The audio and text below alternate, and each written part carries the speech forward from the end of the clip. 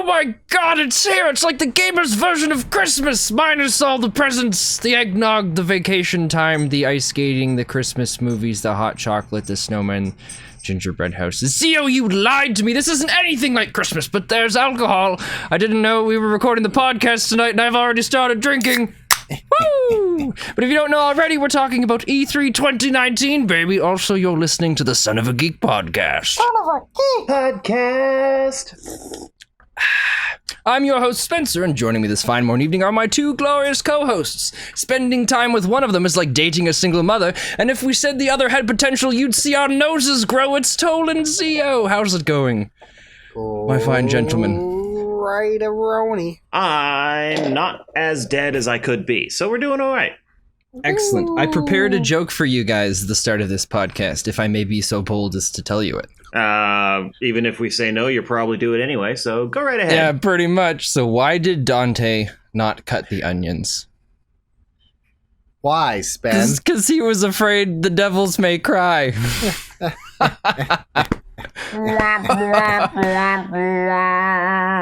Hey, that's actually pretty sweet. For those that don't know, Toll made that sound with his mouth. I did not add in the sound effect. I made this sound with my mouth, too. That's a very, very nice sound. Yep, and it came out of our game-exclusive mug. Oh, too bad they'll never see it on the podcast. Nope, but I can tell you about it anyways, because we got merch, everybody. Merch, buy it. Merch plug. So far, Zio's the only one that's bought our merch. Well, no, we have three people win some today. Yeah, but well, Zio still has to buy that and send it to them, so Zio's the only one that's bought merch. Yep. That's basically why we started our merch store, is so Zio could spend money on us. So thank you, Zio, for funding today this podcast. No problem. Today. Don't worry about it. So E3 for us. Oh, no, sorry, well, before Zio. we talk about E3, we got other things to talk about. Oh, Remember? man, I don't want to talk about this. Well, too bad. Well, I want to say, riding off of last week's podcast, I do want to say that I did download, and I do want to talk about this. 2 mobile games. Oh, what are they? I am playing Final Fantasy Opera Omnia, whatever. And then Fire Emblem Heroes. Oh, nice. Yeah. So, would you consider yourself a gamer? Currently gaming on those mobile games? Absolutely, because they aren't the mobile games we talked about last week. They are more full-fledged. They aren't cash grabs.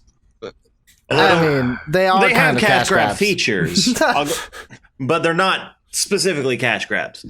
They're not the things that advertise scantily clad women in revealing provocative situations, and then you go in to play it, and it's a strategy game. Oh, there's a really good one that I picked up that's like that. But the next thing I want to talk about, don't worry about it. You can't just talk about mobile games and skip past us. Totally. Have you been playing any mobile games recently? Pokemon Rumble. What the hell's Pokemon Rumble? Cutesy Pokemon attack each other, and it's fun and fast-paced and neat to watch. The Odysseys look like little purple balloons, and it's adorable. Yeah, it's not too bad. It looks really cool, the style that they have for the Pokemon in that. I haven't played it yet, though, but I think it's pretty sweet. I've been playing Archero, which is more of the mobile type of game that Zia would say, well, you can't play dirty that. Casual. That's not a video game. It's not a video game. Just like that? Yep. Okay. That's exactly how I sound. Good. So before I so rudely interrupted you, Zia, what else are you going to talk about? I wanted to talk about a new thing that has been announced to the gaming community. Pokemon Stadium 3. Yes. Close. But excellent. Also want to talk about the Google Stadia. There you go. Oh, I made a great joke about that earlier. Yeah? Too bad no one was reporting it. No, and I'm not going to say it because Toll said it was terrible and it hurt my feelings. Yeah, it did.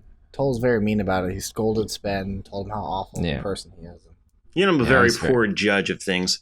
I had just woken up, I heard you say something vaguely, realized it was a joke, and then quoted Zoidberg. Notice how he corrected us by insulting me, Spen, putting me down, hurting my feelings. How could he do that? You know what you need to do, I have no idea Zio? what you're talking about right now, Z. You need to write him up to HR. I know. Do we have an HR? Who is Smiley, head of HR? can you fact check that for us? No, Smiley. Oh, I thought you were Tell going to us say he who was head HR of HR. I'm is. like, No, no. Smiley can't be HR. Smiley. Yeah, No definitely offense, not. Smiley. But no, anyway, so don't- back to the Google Stadia.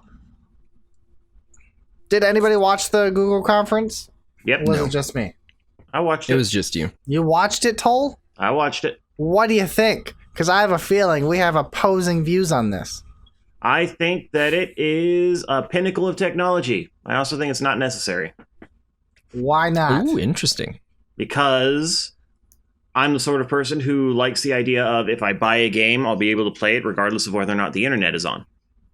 But does that make it not necessary or just not interesting for you? To me, it is not necessary. Okay. Zio, you've always got to clear. Whenever Toll says that, he's usually just talking about himself, but you always got to just take I don't it so think he literally. does always talk about himself. It's I like think he it's like if states the Toll opinion, said and then when pancakes it's are bad, Zio would go to the news and be like, "Toll hates pancakes and thinks they should be removed from the world," because that's Zio. You always take things more dramatically than You they just need to got to be. make sure we clarify so we have a stance and a point of view. It's understandable. I think it's awesome, and I mean, I am cautiously optimistic for it. I mean, I'm not saying it's gonna work, but if it does, I think it could change gaming in a huge way. Oh, Oh, absolutely. if it works, I will have my hands all over it. I 'Cause it will, is- too. It is the perfect setup for me because then I can play lots of games and not have to buy more. I mean, you can literally play video games without owning a console. Easily the biggest I mean- annoyance most people see in video games is you buy a game day one, you go to play it, and 3-hour wait for a patch to install. This is something that could eliminate that entirely, and honestly, that's an exciting thing. Mm-hmm. One of my concerns with it, because I didn't watch the conference, I don't know too much of that's going on about it, but I know, so I believe there's like a $10 a month subscription fee that starts with it. Correct. It's let me explain to you a little bit of Okay. what comes with it. So you can be a part of the Founders Edition. It's $129 for the Founders Edition. With that, you get the Stadia controller, which values at $60. You get the Google Chromecast Ultra, which values at $70, and then you get a copy of Destiny 2 with all of the DLC that has been released, plus the DLC that will be coming out after Wow. it comes out. What do you mean you get a copy of it? A Like digital in copy. the Stadia? Yeah. Well, Well, Stadia isn't an actual wait, so you- console. It's so we still browser-based have to- gaming. So we still have to buy all of the games that we play on the Stadia. Currently, yes. So we pay $10 a month to buy games. No, you don't pay $10 a month to buy the games. You can buy Oh, sorry, you pay $10 a month to get access to buy the games. in a way, yes. So it's to play Destiny mostly, like, because you're not owning Destiny, you're paying the monthly subscription to play Destiny. So it's more of what's coming in the future with Google Stadia that's fascinating about it. So in 2020, they plan to launch like Stadia out of its beta phase or alpha beta phase into like the public, and then they offer a free version of it that anybody can play that will come with a library of games already, and then there'll be a pro status for $10 that will have a bigger library of games. So it almost sounds like in the future they're kind of trying to make it like the Netflix of video games, even though right now it is not that. So eventually the idea is I will pay a subscription and get access to a bunch of games, but right now it's I pay a subscription so that I can buy games. Lease. Kind of. But it's... But I so as long if I let's say I have the $10 subscription, Yeah. and I buy Lease. Destiny on it, and then I stop paying the subscription, do I still have Destiny? Well, if you buy Destiny, I think you would still have it. Yes, you can still play it. So I don't actually need the subscription then. Here's how. Let's talk about the pricing here. So it says pricing is key. Pricing being question mark. The Stadia Pro is meant to be the workhouse of the Stadia economy. For $9.99 a month, you get access to an unspecified library of games that you can play at 4K 60 frames per second with HDR. Now, all games are 4K is included garbage. here, but you also get discounts on games for purchase and for a limited time, complete access to Destiny 2, including the upcoming Shadowkeep expansion. That will be available at launch. So the Stadia base, this won't cost anything. It allows you to purchase games separately and play them in 1080p. And then there'll be free games in the mix. That will become available 2020. But if you get the Founders Edition, that's where you get the Chromecast Ultra, you get the controller, you get 3 months of Stadia Pro for free. Or not free, but you get it with it. And then a 3-month pass for a friend as well. And then you can like create your own Stadia names and stuff like that. But at launch with the Stadia, they have a list of games, including Baldur's Gate 3, which is only going to be released on the Stadia and PCs. I will say that looks amazing. I was a big fan of Baldur's Gate back in the day, and I can't wait to get my hands on that one. It is launching with a somewhat decent catalog of a variety of games to start with. Now, I don't know if you have to purchase each of them individually or if you get access to some of them with the service fee. They kind of didn't specify, but you do purchase games. You do play it, but you get the access not just on a console only. You can play on your PC, you can play on your laptop, you can play on your tablet, you can play on your phone, you can play on any TV that has a Chromecast Ultra. Well, Stadia isn't a console, is it? No, it's a browser. It's an online thing. Okay. How much is a Chromecast Ultra? I don't have one of those. $70. So you don't even need a Chromecast to do this. You could just get Stadia and play on your computer on a monitor. You can play on a monitor, yes. Okay. As long as you have connection to the internet, you don't have to have a gaming rig. See, I don't know. They haven't sold me on it from everything that you've said there, and I hate it. I absolutely hate it when things try to say, like, oh, one of the buying points for this is our 4K. Because 4K is still at the early stages right now. I wouldn't say 4K is at the early stages anymore. 4K's been out for like 6 years. Yeah, I've had a 4K TV for 5 years.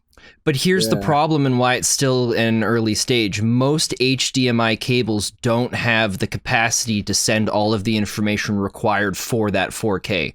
So the 4K that's being sent is it's just not able to be sent through the cables to its full capacity without getting a 2.1, which still isn't sending it quite to the amount to really display that full 4K on your television. Not to mention a lot of people aren't developing for it because a lot of people don't have that.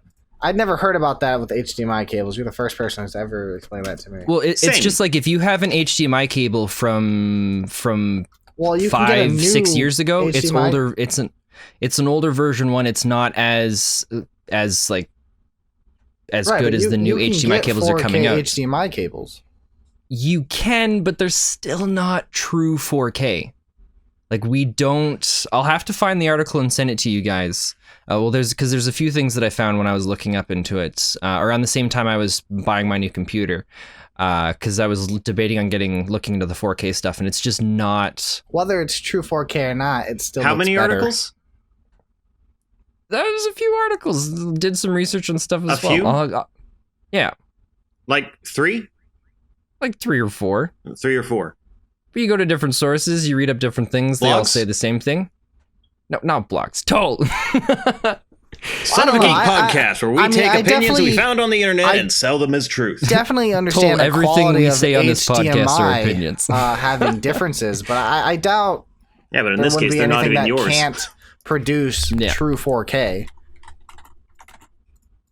But I'll find it. Even so, let's say 4K is the upper limit. You're still getting better than 1080p, 1080i, whatever the higher one is.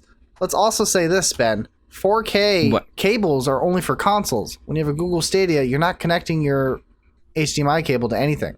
You don't have an HDMI cable connected. It's based off the internet. So if your monitor can show a 4K resolution, you theoretically can get 4K video. Theoretically, I love that qualifier. In that case, it sells me a little bit more on it. But I don't know.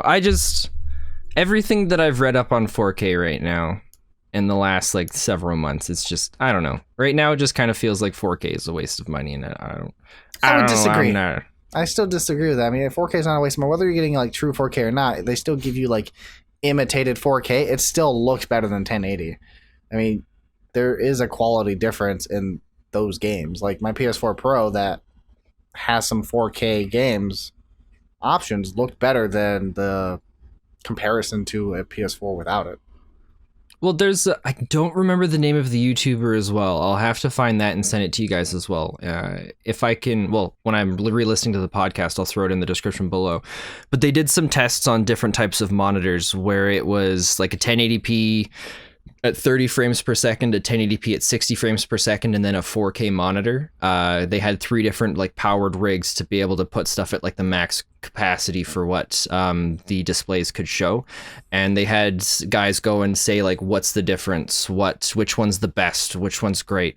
And for the most part, people couldn't tell the difference between 4K and like the 60 frames per second 1080p. And for the most of it, they said that the 1080p 60 frames was better because 4K can't even get that high of frames per second for the most part. For what people though? Like, are these gamers looking at it or average people? Because no, they were gamers. I'll see if I can. I'll find it and I'll send it to you guys. Are they mobile gamers? No, they weren't. Total, shut up. They weren't mobile gamers. But let's eliminate 4K out of the equation. It's like 4K isn't the reason I play video games. I'm not. It's a talking point, not a selling point.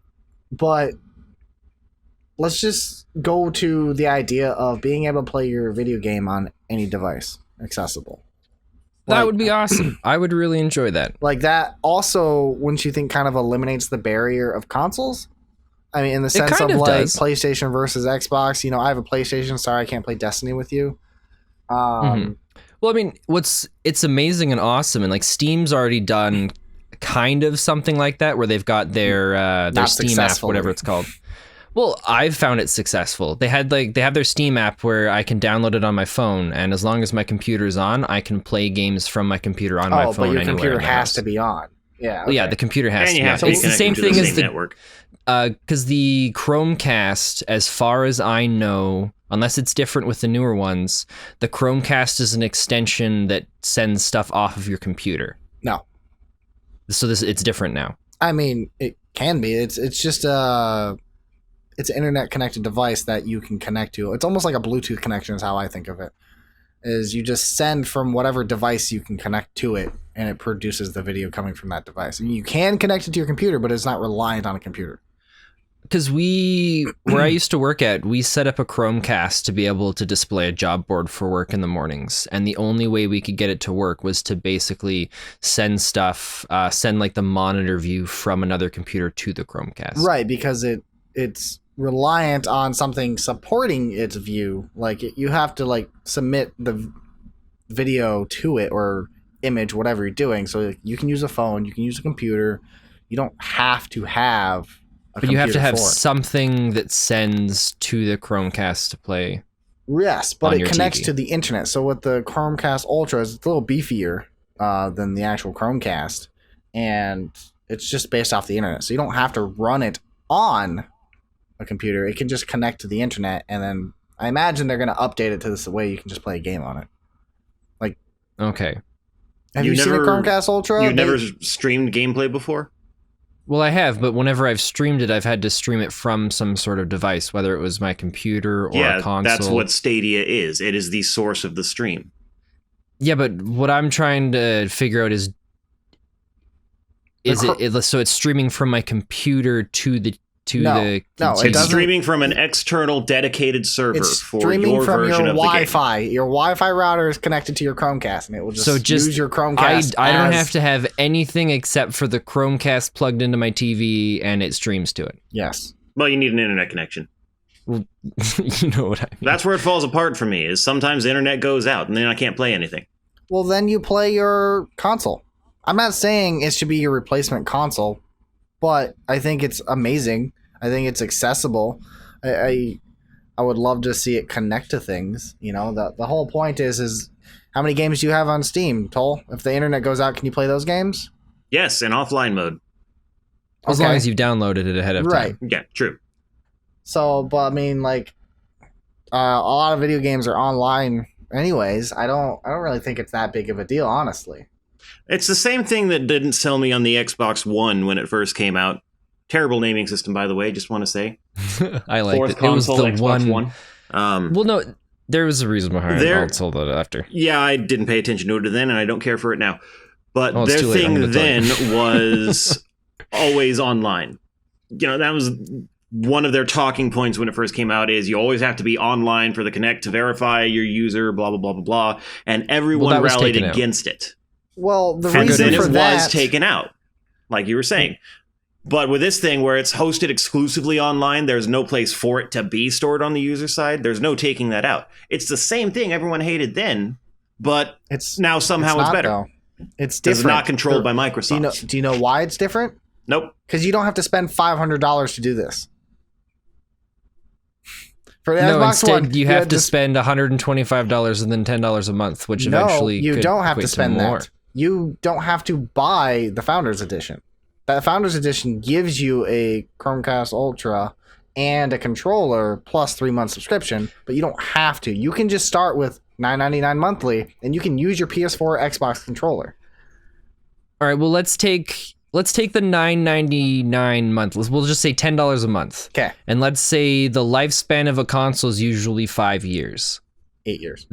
Or 8 years. The cost of the monthly thing is still going to equate up to what a console is. The only difference is it's not going to be the price of games potentially added in there. What about your monthly cost for PlayStation Plus or you don't Xbox have to get that, Live or the Nintendo? See, but those are all added extras on top of it. So you can't say that the cost of the Stadia is better and it doesn't make it like it's not a console anymore. I beg to differ, Spin. Those aren't added extras. Those are the cost for the ability to play online. But you don't have to. But for Stadia, you have to get the subscription. But you can't play online on the PlayStation or Xbox without the subscription. But you don't. But you can still play games. I could buy any game I want. Yeah, but we covered this in a previous podcast. Local gameplay, when you want to play with people, is not really much of a thing anymore. It's coming back. So if you want to play multiplayer with someone else, you gotta pay for it. I'm not talking about the multiplayer aspects of it. I'm just talking about being able to play a game in general. In that aspect, yes. But then at the same time, again, in 2020, it will be free. And when it gets to the free point, then I'll have a different opinion on it. Well, that's fine. You're allowed to have a different opinion. The pro aspect is the $10 a month gives you the option to be able to play 4K at 60 frames per second. However, if you do the free version in 2020, it's 1080 for 30 frames per second. Now, I will say this, $10 a month is more than any online subscription service so far, other than like Netflix. I mean, not for video games. Yeah, for video games, it's the cheapest. Or no, Xbox is like $60 a year. Yeah, $60 a year. PlayStation Plus $50 a year. Nintendo Direct $30 a year. You're talking $10 a month to play games. That is $120 a year. Yeah. Guess what? But, 2 years, that's the cost of your console. You're losing money at that point. Well, that's what I was just saying with my last argument that you argued against me with. I play devil's advocate, Spin. It's nothing personal. Like, what if you do get a library of games? So what if you get 7-8 games you can play every month? Because those free games on top of it affect that price, though, where if you get all of those games with it, then that's amazing. I mean, I've gotten hundreds of free games that I've never played. You could say I have an impressive library, but what's my dollar per hour benefit here? And again... We're not talking about the Stadia now. We're talking about the idea of the Stadia and what it can be. Like we're talking about a theoretical thing that does not yet exist. I think one of my I think if it turns out exactly how they're saying it's going to be amazing for myself, because like I have EA Access or EA whatever it's called, and I pay a subscription and I have access to every game that's on EA Origin pretty much, and I love it. I've played more game. I would have spent like 2,000% more money to be able to play the amount of games that I've played with that subscription, and it's been amazing. Like there's games that I have played that I wouldn't have tried out before, and then if the Stadia works how it is, then that's another great thing where it's $10 or however much, or sorry, it'll be free for whatever version it is, and I'll get to play a whole bunch of different games. And then if there's even if there's a subscription to play another tier of games, if the subscription's anything reasonable, like we see with a lot of other subscription services for video games, I think it'll be fantastic again. Because even if it's $60 a year, if I buy 2 games in a year, that's already more expensive than the subscription. But if you get all of these all of these free games for even like $100 a year. Like that's tons of money you're saving. And yes, you don't own the games forever, but how many games do you go back and play over and over and over again years down the road? So it's like, if it works exactly how they say it is, I think it's going to be fantastic. At this point, it's hard to decide, because how many other things has Google started and said this is going to be amazing? A couple years down the road, they realize, man, this isn't working out, and they just cancel it out of nowhere. There's been a few things that Google's done that with. Google Glass for one. Yeah, but no, I don't disagree, but I might hop on the whole Founders Edition. I mean, it's awesome. You already get your values. You get a controller. You get the Chromecast Ultra in 3 months. I mean, with that, I get to try it for 3 months, and I don't have to continue after that. So do you have to use their controller for it? No, you can use any controller, basically. Does the controller have to have Bluetooth support, or can it plug into stuff? Probably has to have Bluetooth or wireless connection support. Okay. I mean, it makes sense. They said you can connect with a PS4, Xbox One controller easily. Okay, because I know PS4 does it through Bluetooth. That's how they connect their controllers. I think that's why there's a limit on only like 7 controllers, because I think only 8 Bluetooth things can be connected to a device at once, and the PS4 counts as one of those Bluetooth devices. Well, the PS3 can connect 7. But that was the PS3 then. PS4 can only connect 5. That's... But anyways, the Stadia, I think it can be awesome. I hope Google is successful with it, and I'm very curious to see what it can do, because I would love the idea of being able to play my game on my computer or playing the same game in my living room. I love the portability aspect that Google Stadia can offer. Right now, the only other console that can do that is a Switch. And it does it without an internet connection. Yeah, but I want to play more games than Mario. So far, the Switch doesn't have all those games. The Switch actually has a lot of games on it. I know. It's a pretty impressive library now. I understand they have a good library. I'm not denying, and I think the Switch is a fantastic console. But there are still some games that the Switch won't have that this will. Tomato. What else we got? E3. Oh, it starts. As of us right now, it starts tomorrow with EA's thing. Assuming this thing gets conference-wise. Assuming this podcast gets edited and put up on time, it'll be starting today. Wasn't the last one on time? Yeah. Depends on how you define on time. Well, what's on time? On the same day that it normally goes out. It was on the same day. That was last. Yeah. Oh, well then Same with the one before that. Yeah. I believe the one before that was a little late. Meanie. He's just being mean for no reason, because he's mean. He's not being mean for no reason. I'm well known for not having things. You're the guys who keep promising other people my money, and I'm the mean one? Yeah, because you're not giving them money, Toll. How could you? Yeah. But I mean, you can't really call Toll mean, because I'm kind of broke. Kind of I didn't hear that. Things out late. Hear what? Didn't hear what? What? Exactly. Oh, I'm pumped. I'm excited for it. I love E3 every year, and it was really good, and then it started getting really bad, and every year for the last 3 years, it's been getting a little better, because they've moved away from the whole, we're gonna it's all about the show, and now it's back to being all about giving us or at least it's moving back towards giving us the information. Games. Yeah. Ubisoft has a long way to go. They're stupid. There's stupid circus act that took like 15 minutes out of their conference. It was so stupid. What you talking about? It's garbage. The PC gaming show doesn't do very well every year. They're always, is there a PC gaming show? They're always so awkward at whatever they do. It's like, that's right. It's like your mom and dad trying to be hip almost, which is weird because it's PC gaming. So like you think they would have, the best interest out of everyone. Well, I don't know. I honestly think that the game developers, Mr. Phil Spencer and all these other guys, need to just give up and say, okay, I'm not going to be able to sell this as well as someone who's actually paid to do a good job at this. So maybe I'll hire somebody to come and do this. Yeah, just get somebody who actually loves games more than me and let them talk about it. What if the developers talk about it?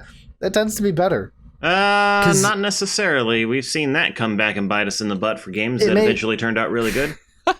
You're talking about No Man's Sky? I am talking about No Man's Sky, among other things. Well, I'm not saying you have to lie about your game, but they didn't lie. They had every intent of doing. They just didn't have the ability to do it at the initial launch.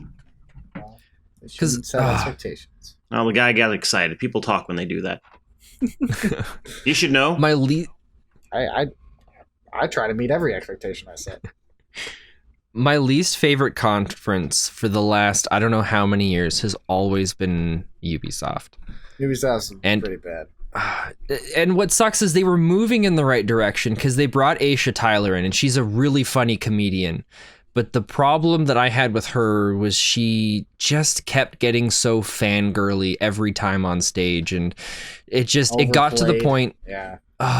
Well, I don't think it was overplayed because it's her personality, but it got to the point where we would see a video and then she'd start gushing over and be like, "Hey, did you guys see that? How great is that? You can't believe how excited I am for it." And it's like, yeah, we're all excited too, Aisha. Now, can you move along to the next thing so we can find out everything that's going on? Like, don't get me wrong, she's one of my favorite comedians, but I hated her as the host for Ubisoft. Lana! Only because she just Lana! What? Show us the next damn game. I mean, hated is probably the wrong term, but honestly, like, out of E3, I kind of want it to be like trailers before a movie. Just give me game. I don't want to hear people talk. I just want game. I want speculation afterwards. You don't have to talk about your game after. That's fine. Just show us what you want. Yeah. And then let it be. Move on to the next one. When Nintendo first said, "No, we're not doing a conference anymore," I was devastated. And then they came out with a Nintendo Direct, and it was like, hot diggity dog, look at this thing. It was amazing, and it's still usually pretty good. The last year wasn't as strong as the others, but it's just, they've started moving in the right direction. And now Sony's like, "Oh man, we should do this too, maybe." But then they just didn't do Sony Direct, and I'm a little sad about that. Hey, maybe the industry that was defined by a set of experiences that people enjoyed and shared should go back to being about these shared experiences rather than just lining our pockets with money. Well, but they weren't lining our pockets with money. It was all about the hype. That's everything. No, I was speaking from the businessman standpoint. Well, even then, again, it was just building hype. A lot of it. I mean, especially this generation with just like the PS4 and Xbox One launch. Like, and what do you get when you build hype? Pre-orders. Excitement. No, you don't. Not anymore. You need to go back and watch a couple of the conferences from like 4 years ago, because there are a few of them where the conference wasn't doing well, but you could tell the way that they were scripted for how they were doing everything. They would be like, "Oh man, this is going to be great. This is going to be awesome." And then in their script, there was probably written in there, pause for audience reaction. Yep. So there would be so many things, and then they'd stop and they'd wait. And then nobody would say anything. Recover. And so then it'd be like, "Come on, guys, this is really exciting." And then you'd hear like a couple of like the people in the audience like, "Oh, woo." There has been some really awkward conference. Or the one time where they hired a YouTuber to host for, was it EA or Xbox, or was it Ubisoft? Did they? Yeah, but it wasn't even a gaming YouTuber. It was a prank. What? Yeah, it was a pranker. So one of the pranking YouTubers, they had him try to be a host for their show, and he froze. Oh, did he? Yeah. I was going to say, that just sounds like a bad idea. It was just like, poor guy. If anyone, you get a gamer. Get somebody with experience with this type of genre and these type of people. I agree. But let's talk about what I think it'd be exciting to talk about, like our favorite things we come to expect. So, like, if you can name 3 games that would make your day that would be announced in this, what would they be? Can it be things that I already know that are coming out, but I just want to see more about them? Sure, but not all of them. Okay, well then it's tough because I don't know. What about you? By the sounds of it, you've got a few. Yeah. So Final Fantasy VII, naturally. I can't wait. ultimately, I just want a release date out of the C3. You don't have to say it's coming out next week. Just give me a release date so I know what to expect, so I can plan my vacation around it. I really want them to come out with that too, so that I'll finally play it. But there's also a portion of me that's just really hoping. You've had The Last of Us in your library for the last 8 months, and you haven't tried it. To be fair, it's for the last 8 months. It's also been sitting. As the disc has been sitting in my PlayStation. Yeah. And nothing else has so gone at this in point, its it's just you're lazy. That takes me to my next not that one. I'm lazy. The Last of Us 2. I can't wait for The Last of Us 2. And it's been delayed. That's fine. I don't care. They delayed the first Last of Us. I think it was Miyamoto who said a delayed game is eventually good. A rushed game is bad forever. Not always. They delayed Duke Nukem forever, and that game was terrible. That wasn't delayed. It should have been delayed forever. And someone picked it up and thought, hey, Duke Nukem's still relevant. Let's give the community what they've been asking for. And it was shit. The Last of Us. It was so bad. One thing I'm actually really excited about that never really got talked about a whole lot for the first game is the multiplayer. Like, I had so much fun with the multiplayer of The Last of Us. It had multiplayer? What's the multiplayer in it? So, yeah, it had a multiplayer option. Oh, that was Survivor versus Zombie, wasn't it? Nope. It was two factions. So, like, you had, like, the Fireflies versus, like, random thugs or whatever. And it was, like, a 4v4 combat. And you share 20 lives total. Right. And basically just a free-for-all kill each other. But at that point, it's just another brown shooter. What's the point of that? It's not. It was different because it had the Last of Us mechanics.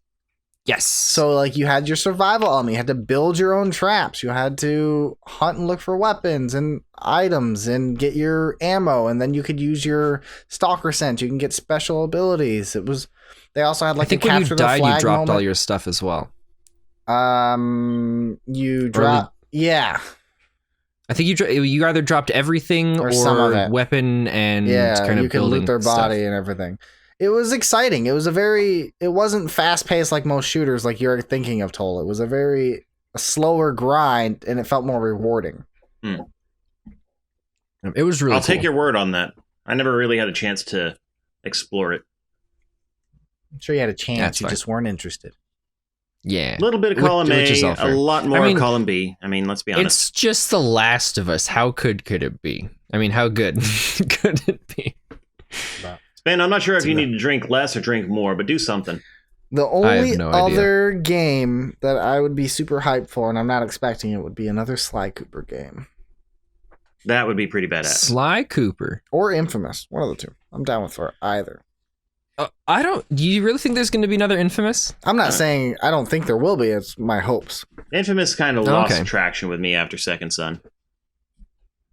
Well, they've got, 4 of them now? There's 3. Infamous 2, Second Son, and then there was another one. No, there was 2 had a DLC, but it was... What was the one with the daughter or the girl? Oh, that was a DLC of Second Son. Oh, that was a DLC of Second Son. Okay. Yeah. I thought that was a standalone. It is and isn't, so like you don't have to own Second Son for it, but it's Second Son. So it's like so they marketed it as a DLC. Yeah. It's more of a standalone expansion. Yeah. Interesting. So imagine, the Uncharted 4 expansion DLC with the 2 girls. Yeah. It's basically that. Wait, that was DLC? Oh, that's right. That was DLC. I still haven't played that. I haven't either. I really should. I have no idea what you're talking about. I don't know. It might be. Dude, we should play together. Yeah, we should play together. That would be awesome. Yeah. Anyways, now that I rambled about mine, do you guys have any now that you can think of? I'll be honest, I am probably the worst gamer in the world in that I pay no attention to E3. I get my information distilled through the internet after the fact. Oh, nothing wrong with that. Right, but are there games you could hope for? I haven't paid enough attention to really have anything in particular to watch out for. The only thing that I'm interested in is the same thing I've been waiting for the last 6 months. The same with most people in our specific niche community is news on the No Man's Sky update. Okay, well, that'll probably be there on E3. Coming.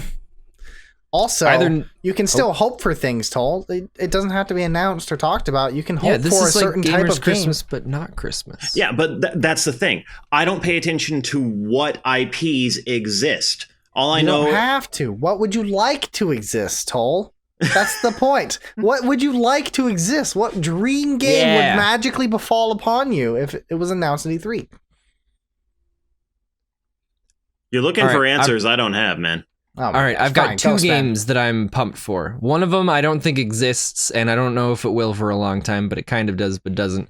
And the other one is I just want to know more about, and I just want to see more for Crystal Chronicles for the Switch, the remake.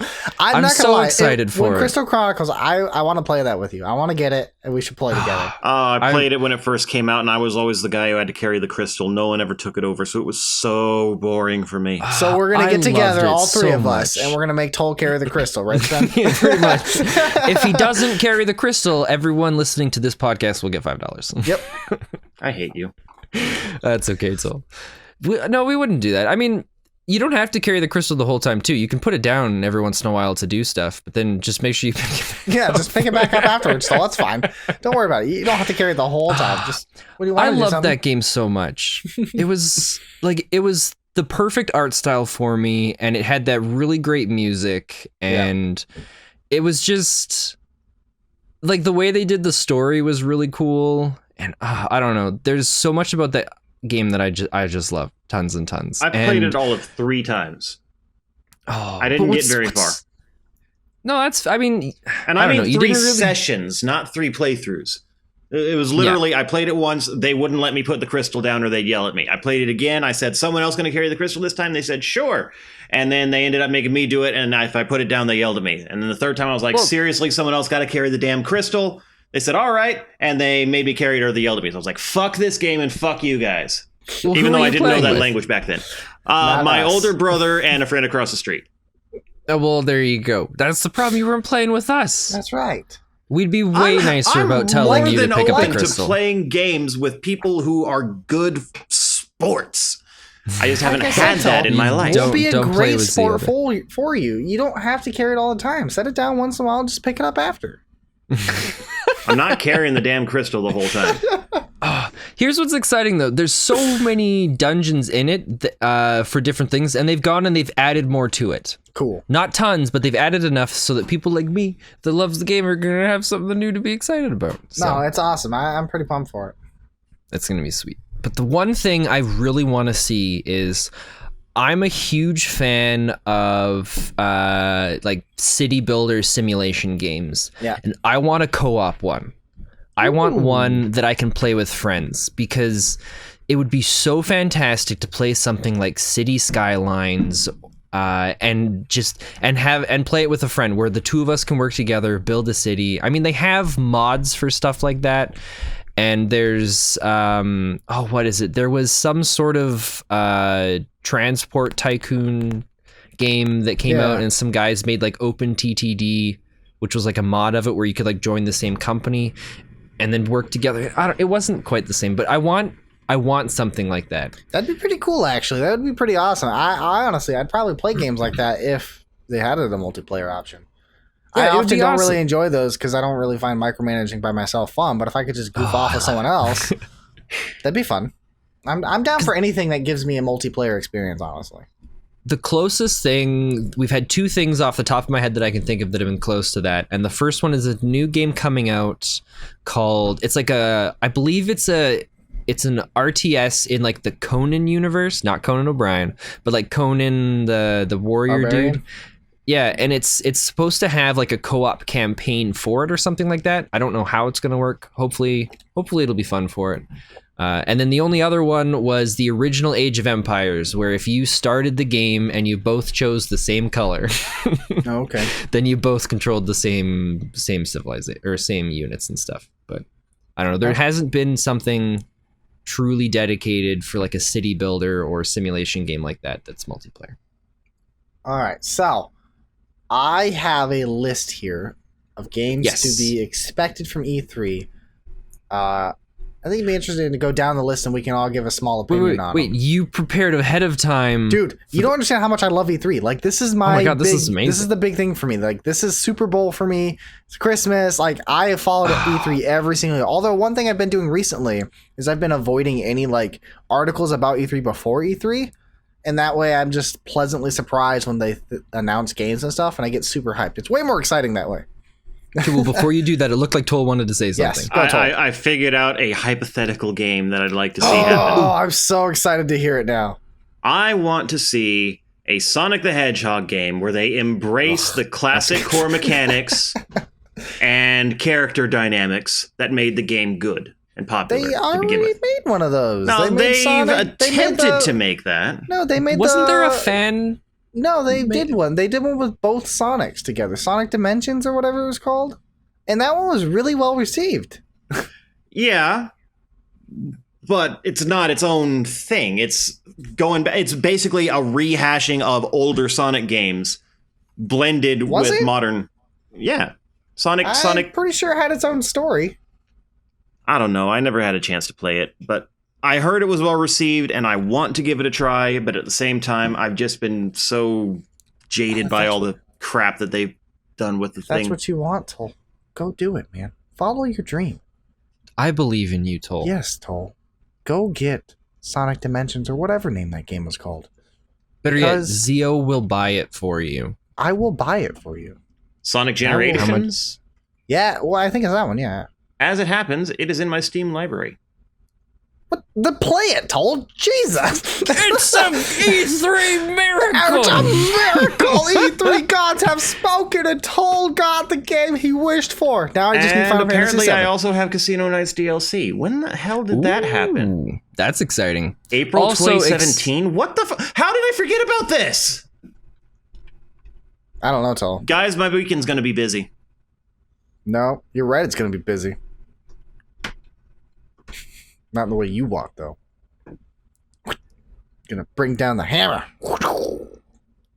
I still don't get the point you're getting at. So what's this list you're talking about? I don't really have a point. Anyways, list. So, E3 games that have already been confirmed and being announced at E3. First one on the list is Gears 5. Have either one of you guys played Gears 4? I played the first one and a little bit of the second one and got tired of it by the time the third one came around. That's the last I heard of it, honestly. But I fell away from them, and I'm really sad about it. I've never played a Gears game, and I'm kind of excited because this one will not be just Xbox. Oh, that's awesome. Well, their Xbox exclusives are now Microsoft exclusives, so it'll be on PC, and I can play one. That's the exact reason I have never bought an Xbox. Every time they launch the console, they say, this is exclusive. I'm like, yeah, give it 6 months. It'll be on my PC. Dead Rising 3, anybody?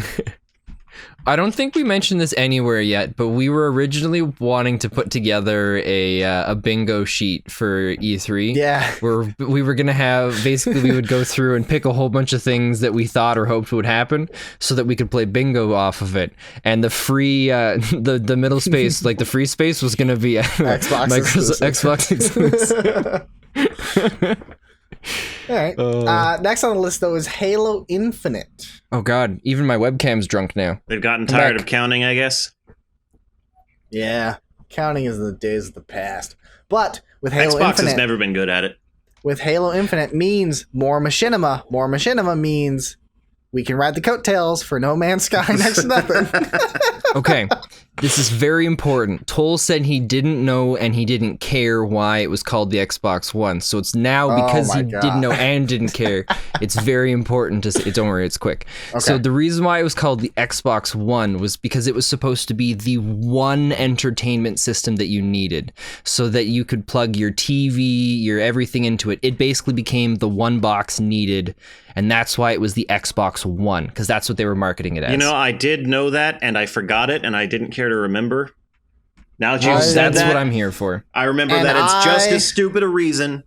See, but what sucks is when they first made the idea of the Xbox One, it was genius and fantastic because when they first started building it and putting it together, it would have been a couple years before it actually came out.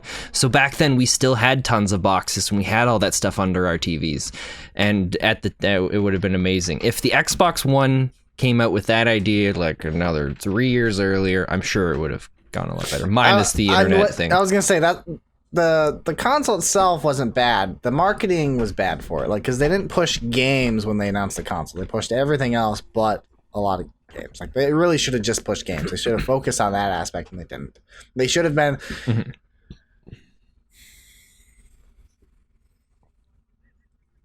But I mean... Well, but the thing was, you're supposed to be able to hook up your cable to it and all these other things, and it was going to be fantastic. But, well, that's. I guess we'll just wait for Toll to be done. For those that don't Okay, for those that don't know, Toll had a very important call, so now he's gonna go take that, and we're gonna keep talking about E3. Oh, because Ben and I are more excited about it than Toll is. Oh, it's so exciting. Okay, And then next one. Toll totally is. Ghost Recon Breakpoint. I never really got into the Ghost Which Recon one's- games. How about you? Well, I don't know. I really enjoyed the Ghost Recon games growing up, like when they were on the GameCube and stuff like that, because it was really cool, the old tactical ones. stuff for it. But then multiplayer shooter came out, and they kind of fell off the map. Yeah, but I was talking to a couple buddies about the new Ghost Recon, and it's got some really cool mechanics in it that I'll get to in a second here. But they sold me on playing Wildlands. There's a lot of really cool features about it. I think it would be something a lot of fun to play with, like us. Not on, like, we don't have to do it as a Let's Play or anything like that, but it would just be fun to play because it's really, it's like an open world game, but with the old school tactics kind of stuff that you would have if you were just like a single person in a unit, where like we get to go and approach like a town and decide like how we want to get into it, what's going to go on. Like we could go in like full stealth, try to sneak our way through stuff. We could go all action and fight things, but obviously I'm not doing it very justice with explaining it, but one of the really cool things with the new one is they've got a bunch of survival mechanics for it now as well, where if you're running down a muddy hill to get to some place and you trip and you fall, your character could take damage. If he hurts his knee, now he's got to like get the stuff to be able to repair himself. That's cool. And it's got a lot of smaller things in there. Like I believe you actually have to eat and drink. I don't know. I mean, like I've always been a big fan of survival games that have those kinds of mechanics. Absolutely. I don't usually play them for a long time, but it's always fun to experience that stuff. And for sure, it's something you should look into. Well, we should look into it together then. Yeah. 'Cause honestly, what I'm super excited about E3 the most are the games coming out that we can all play together. That would be the best. That would be. After that, going back to not multiplayer for once, Star Wars Jedi Fallen Order. Do you know anything about that one? It's supposed to be an action-adventure game, not a shooter. Really? Yes. Where does it take place in the universe? No idea. Because the universe technically doesn't exist anymore now that Disney... I haven't done a whole lot of magic. research leading up to E3. In this game specifically, I haven't kept up with a lot of Star Wars games, period. But welcome back, Toll. I do know this is supposed to be an action-adventure game. It's made by the creators of Titanfall and Apex Legends. Interesting. And I don't know, when you say that, there's a part of me that gets even more excited, but there's another part of me that's like... Don't get too excited. EA is still... the dominant studio, but like, just saying, I only played it's Apex not with a you shooter. guys like twice, so I don't know anything. Well, I'm saying this is an action adventure. It's not a shooter, so I mean that gives me a little hope. Action adventure games. Oh god, that's a genre I haven't seen enough of lately. Yeah, but now it's a Star Wars one too. Yay! That one I'm really excited about learning more about. I don't know about playing it yet. Now, I don't know if you guys ever played these games, but I love these games. Trine 4. Do you ever play the Trine games? I like They're them back in the day. on my shelf. They're so much fun and frustrating and everything. It's a platforming puzzle game, but with a hilarious story. You switch between 3 characters, right? You can, or you can play with friends. Up to 3. Oh, cool. So you get a rogue, a warrior, and a wizard. Nice. See, that goes back to me not enjoying platform games on consoles. Fun story about this, though. Yes. With Trine 3, I was playing with my buddy Fry, and then we had a friend, Don. And Don is kind of a nimwit. Let's just be frank about it. You mean a nitwit? Yeah. Wait, what's his name? His name is Don. And, okay, so it's not I Frank. played the rogue. My buddy played the warrior, and Don was the wizard. And it was the first stage, the first puzzle piece we had to do. All it was push a giant rock onto a button, or the wizard could use his magical wizard hand and move it there really fast. Let me guess. But if we pushed it, it took like 30 minutes. So we were pushing this thing, screaming at him, "Don, pick up the rock and move it!" But he couldn't hear us or something. Something happened with his headset, and so instead of like trying to discover his wizard abilities, he decided to push the rock with us. Yes, the entire time. But that's an experience you'll never forget. No, it's a fun story. I wasn't expecting anything from Trine series ever again, but Trine 4 makes me pretty hyped. Like I really enjoyed the Trine games a lot. Absolutely, the best emergent gameplay is when people just don't understand the mechanics. It's so fun. I just thought of my third game that I want to see. I want to see Rune Factory for the Switch. Okay. It's basically Farmville. Not Farmville. It's like, oh shoot, what are those farming games? Those older ones. It's kind of like Stardew Valley. Moon something, right? Oh, Harvest Moon. It's like Harvest Moon meets like an action RPG. Okay. Neat. I really enjoy those. So next is Dying Light 2. I never even finished the first one. I haven't even played the first one, and I'm excited for both of them. So I bought it first and one all of its DLC. The first one was fun. It was all right. I hit a point where it's just like I'm going back and forth over over the same place so many times. There's no real sense of threat anymore, so I just fell out of it. I didn't enjoy the environment as much because I had a lot of open fields and stuff like that. So, like, to me, that kind of gets a little boring to traverse and stuff. I mean, it had little towns and sections you could get to, and it's fun with friends. I didn't enjoy the single player as much, but with Dying Light 2, it's all in a city. So it's like Assassin's Creed with parkour and zombies. See, I thought the first one was all in a city, but the stuff I must have seen was for Dying Light 2. I'm sorry, Assassin's Creed with parkour? So you mean Assassin's Creed? Well, I think the best way to describe it is it's like Dead Island meets Mirror's Edge. Yeah. Dead Island meets Mirror's Edge. Dead Island can go and die. But I really like Dead Island. Another thing that's exciting about it is they add more interesting story elements to where whatever you do in the city affects the city. So like the city will change and react to you, which reminds me of Infamous.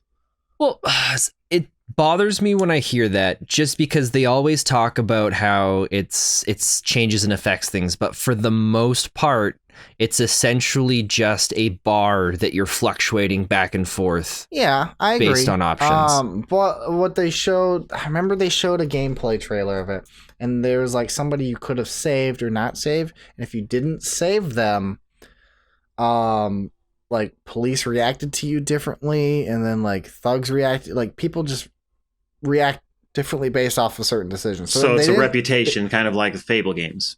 Kind of, yeah. But they didn't like show it off as like a bar going one way or the other. It was just more of your decisions. They never show it off as a bar. That's not true. They often, I've seen a lot of them show it off as a bar. Like Infamous was shown as like a bar. Skyrim did something like that. Your actual actions were remembered by the NPCs in game. Yeah. I mean, granted, in Skyrim, they didn't have much bearing on what happens. It's just sometimes people would say things different to you. Yeah. You never should have come here. I'm the fucking Dragonborn. I love the aesthetic of Dying Light 2 being in a full city as opposed to having more open world. I like the idea of being able to explore. Cool. I really hope you can explore almost every building. That would be phenomenal. I think that'd be really cool. It would be pretty sweet. Don't get your hopes up. I'm not, but I'm saying that'd be awesome. Yeah, because the city landscapes are always really exciting, especially in a parkour game setting where you're running away from zombies. That's where the game... I wonder if the reason why they went that route is because they realized, like, hey, the city part's like the best part of this game. It was. Like, you would want to hang out in the city playing Dying Light 2 just because it was fun to jump on cars and roofs and everything. The only problem I had with that was zombies can't parkour, so where's the threat? Well, they can. Really? Yeah, like not all zombies are the same. It's called Dying Light because the darker it gets, the deadlier the zombies become. Well, yeah, I know that certain types of zombies come out during the night. I haven't played it since the year it released, so I don't remember too well, but I do remember that it just seemed too safe. Mostly whenever I was on the roofs. In the day, it was pretty mild. So in the daytime, the zombies are meandering, but once it became dark, everything... Dude, it gets terrifying at night. Can you go to sleep and then it becomes day again? You can.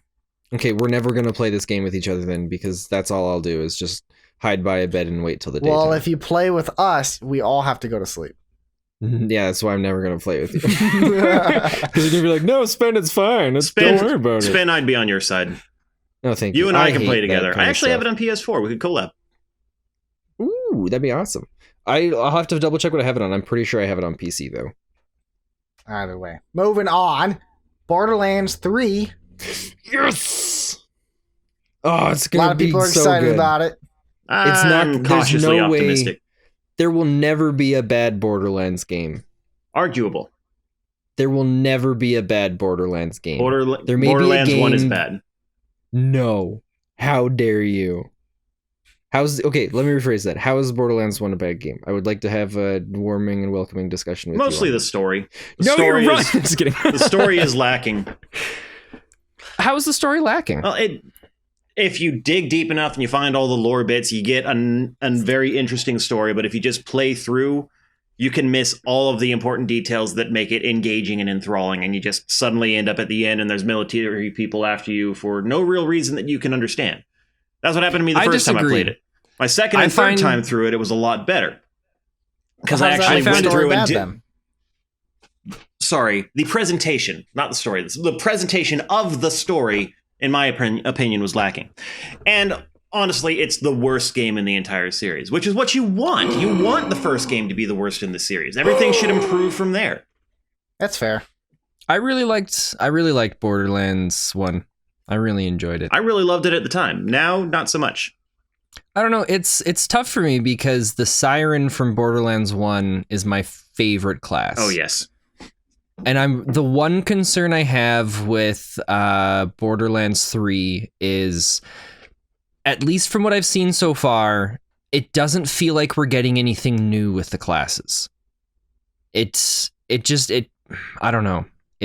Minus the new Siren, but I'm not a fan of melee in Borderlands, so I don't know what I'll think about it. But melee? We shall see. Aren't you a Smash Brothers fan? It's melee. It doesn't. No, I always call it Super Smash Bros. Melee. Well, you're Some wrong. people say melee, some people say melee. Yeah, and some people say, "Hey, I appreciate you as a person," and other people say you're wrong. Yeah. Ben, I appreciate you as a person, but you're wrong. Thanks, Toll. Kind of. Next, what I'm super excited for that I didn't know was coming out until like Hello less than a week Kitty ago. Online 3. Yes, but Call of Duty Modern Warfare, man. I hear they're doing a crossover with FNAF this time. So you get like these Hello Kitty mech suits. What, really? Remaster. It's a remake, and I'm super Interesting. pumped. Yeah, they're retelling the story in a different way to be more modern for modern day, for modern warfare. Modern Warfare was the first online shooter, and it was the first real shooter experience I got to have in a video game. This is the first one of that series. It's a remaster. It's a remake of the first one. Yeah, so they're telling a different story, but probably going to use familiar characters. Okay, so is it a remake or a reimagining? Because yes. Remake is beat for beat following the same path. Reimagining is... I wouldn't say beat for beat. Telling Remakes it are in a always beat different for way. beat. Ratchet and Clank did a reimagining of the first story, and they followed some of the beats, but they also did a bunch of their own stuff. I think a remake can be both. I don't think a remake has to follow beat for beat. So that's probably more of a reimagining of the first game. I'm still going to call it a remake because I don't think it has to be clarified as a reimagining over a remake. Like you can a build lot of a car people and want to then you have can that. I just wanted to put remake that out there. But Toll, you can build a car and then you can remake it with different features and different colors. But then you can also reimagine it like car companies try to do every single year where it's the same. You can reimagine anything, but then you can remake that reimagine. Yeah, just like I'm reimagining this conversation and it's wonderful, but I'm remaking it and it's garbage because we've already seen it. But I'm super pumped because I loved the first one, and it really looks interesting from the trailer. They kind of showed a few things off that makes it seem a little more dynamic than a lot of shooters. It seems a lot more grounded than a lot of Call of Duties have been in a long time. And I'm very interested. I'm probably definitely going to buy it. When you say grounded, probably definitely. What do you mean by grounded? Because it just makes me think of less jumping. Yeah, I think it's going to go back to bare bones Call of Duty. Interesting. Oh, okay. That makes, I don't know. Give me a shooter where you can get shot a few times and actually die instead of that automatic recovery, and I'll be happy. This is old man Call of Spen Duties have a mode but... called hardcore, and that is the option tool. You can die with a couple bullets. See, old man Spen is coming in here for this part of the conversation when he says, there's too much stuff going on in these new dang Call of Duty games with all these drop boxes and these dogs. This might and be these... perfect. This might be perfect.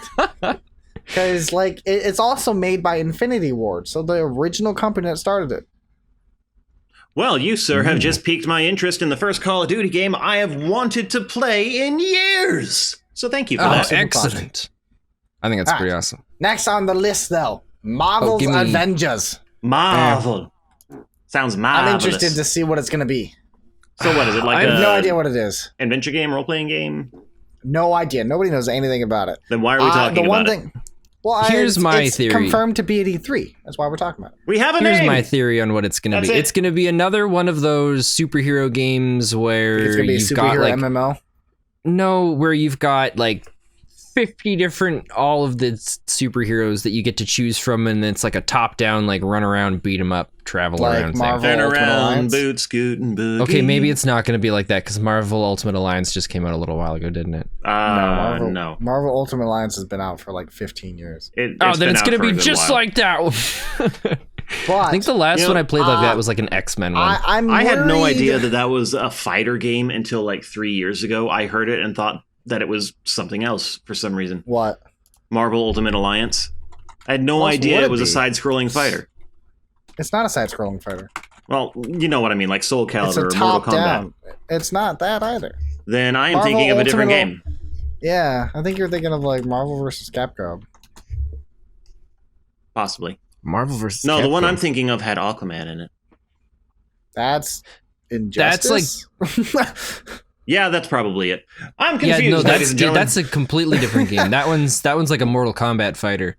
This one's more of like a like Diablo meets cartoon fighting game, but without all the loot. Oh, that sounds fun.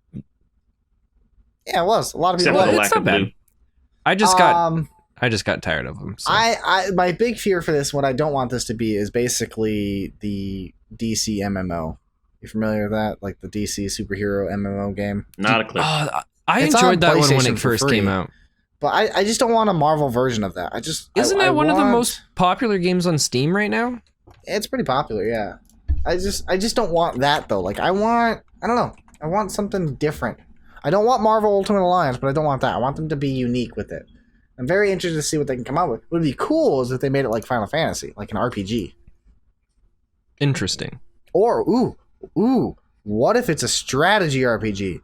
But a multiplayer co-op strategy RPG with a city simulation? Oh my god. You lost me at strategy. I'd buy that. Oh man. Spin, City Sim or Tower Defense? List. City Sim. Tower Defense. Ooh, interesting. I'd like to hear why you Well, too bad we're talking about Cyberpunk. Because that's next on the list. Cyberpunk is either going to be really good or really awesome, but also bad. Wait, are you guys talking about the trend, or is there an actual game called Cyberpunk? It's called Cyberpunk 2077, made by CD Projekt Red.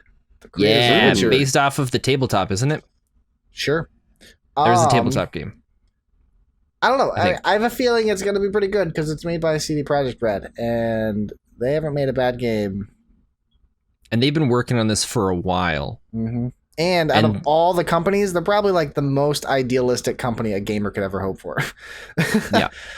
What's great too is any sort of trailer or footage have been fantastic. They've had several like industry things where like special people got to go in and see actual gameplay of things, and nobody has had anything bad to say about it, possibly because of the non-disclosure agreement. But yeah, my only thing that I don't want out of this is I don't want a what's the one game called with Mankind Divided? What's it called?